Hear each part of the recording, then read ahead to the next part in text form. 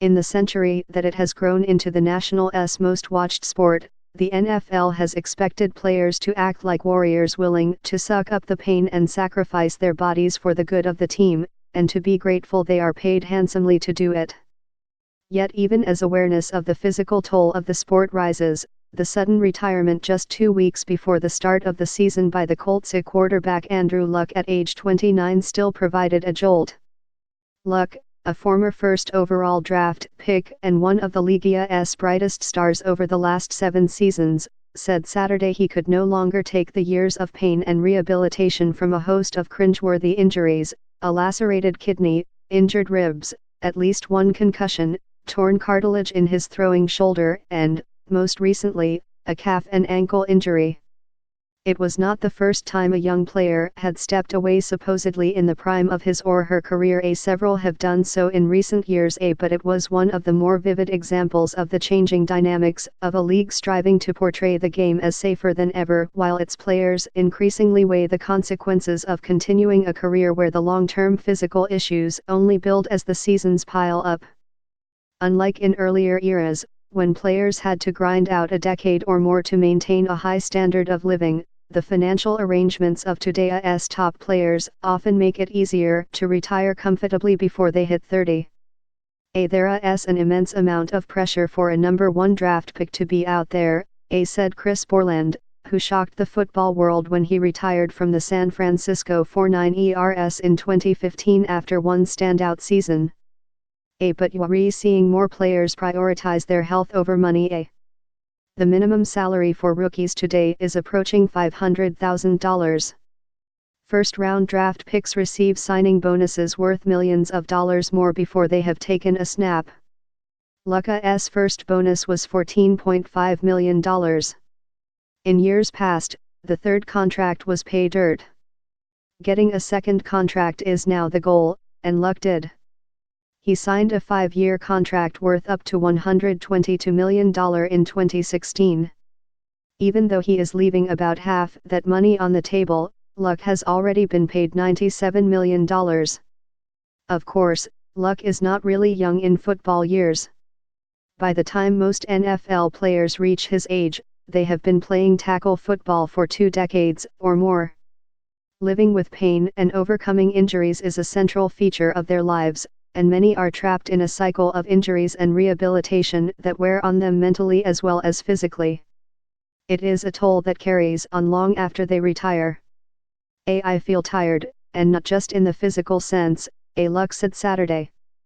The lack of progress just builds up and you turn the corner and run into another stumbling block. Last season, Matt Hasselbeck, a former NFL quarterback and a former teammate of Luck who is now a television analyst, recalled a conversation he had with Luck before Luck had surgery on his shoulder that kept him off the field for the 2017 season. Hasselbeck warned Luck that the year of rehabilitation was going to be the worst year of his career. It's no fun, football not fun, life not fun. Hasselbeck said Luck admitted he had not considered the psychic pain that goes with surgery and rehabilitation. Everything gets harder, everything gets miserable, and you're going to ask yourself, how long do I want to do this? Hasselbeck said. Luck responded to the year of hard work with a throwback season in 2018. He played all 16 games, passing for 4,593 yards and 39 touchdowns, both of which were the second-best marks of his career. With a 10-6 record, Luck led the Colts back to the playoffs after a 3-year absence. The future once again looked bright for Luck, the son of a well-known football executive, who after a standout career at Stanford stepped in to replace Peyton Manning as the face of the Colts. Still, though Luck said on Saturday that a weight had been lifted from his shoulders with his decision to retire, some fans could not abide his decision. A round of boos greeted him as he left the field of a preseason game Saturday at Lucas Oil Stadium in Indianapolis as news outlets began reporting his decision. Randy Grimes, a former player for the Tampa Bay Buccaneers who struggled with injuries and now helps athletes overcome addiction to painkillers, said he was not surprised. In his view, little has changed since he last played in 1992. Players are competitive, coaches are competitive, owners want a return on their investment, and fans just want to watch football. The confluence often conspires to force players to make decisions that are not in the best interest of their long-term health.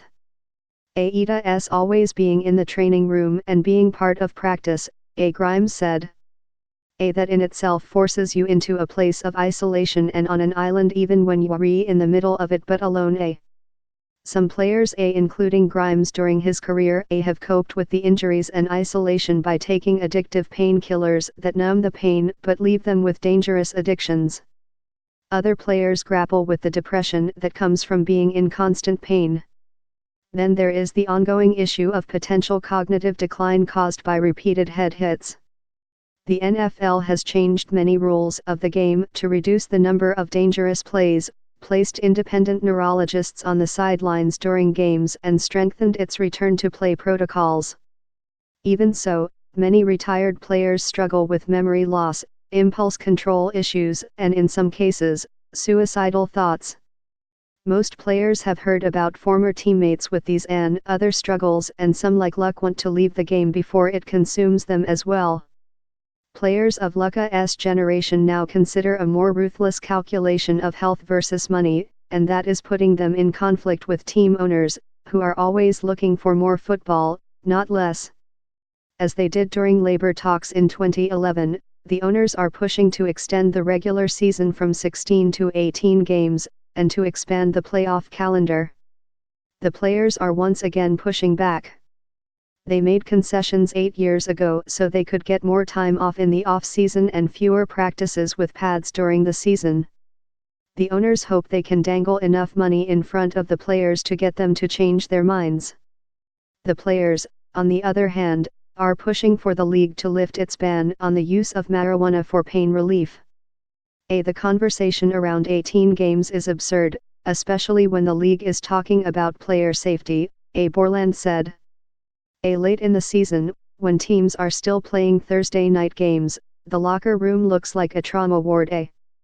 Luck knows this better than most players, having missed 26 games in his NFL career. Even his successful return last season, when he won the NFL Comeback Player of the Year award, was not enough to keep him going. He was bothered by injuries to his calf and ankle this year and had barely practiced this off-season. On Saturday, he told reporters he wavered about whether to stop playing. But over time he recognized that he spent the past 4 years on a never-ending cycle of trying to get healthy, and that he needed to break that loop. 2 weeks ago, he said, he decided to jump off the NFL train and focus on himself. I've come to proverbial fork in the road, he said Saturday, and I made a vow to myself if I ever did again, I would choose me in a sense. Ben Spiegel contributed reporting.